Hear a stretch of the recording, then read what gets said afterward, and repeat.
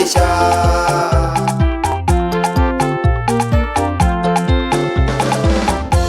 Yeye angalie kipato chako, yeye angalie kipato chako, lakini wazazi wanaangalia kipato, lakini wazazi wanaangalia kipato chako.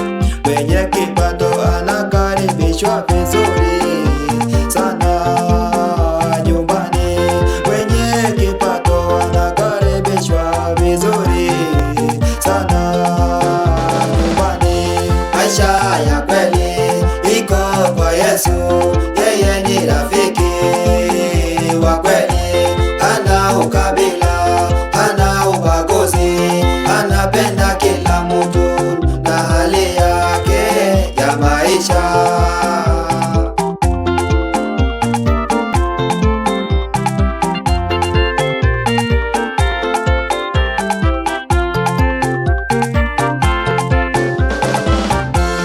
Ukija nyumbani mkono mtupu, ukija nyumbani mkono mtupu, ukaribishwe,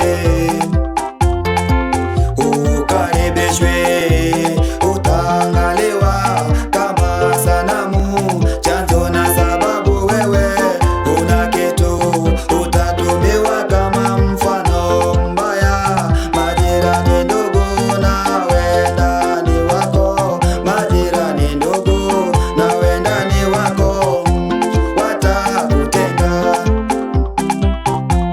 watakutenga.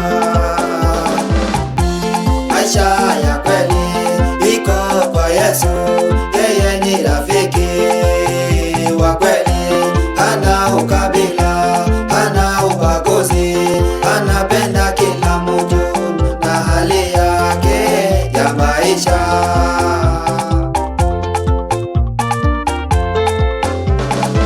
Njoo, njoo, njoo kwake Yesu anakuita, umelia sana, atakupanguza machozi, atakupumzisha, umelemewa sana na mizigo mingi.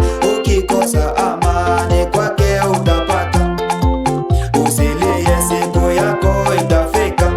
Hapo ndipo utajua maisha, hapo ndipo utajua maisha.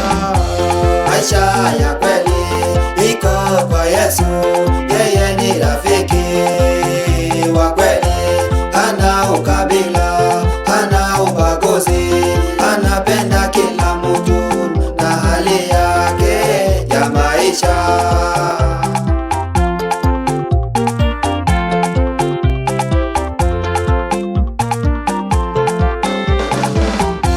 Ulipokuwa huna, watu wote hawakukujua,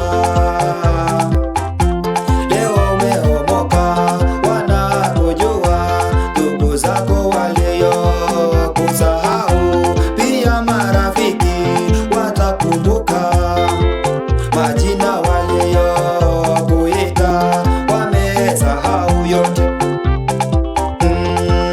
Omba omba, fungeni mlango, anakuja, nguo moja ananuka, ulala hoi, yote kwao wameyasahau, baada ya ufanisi unaitwa.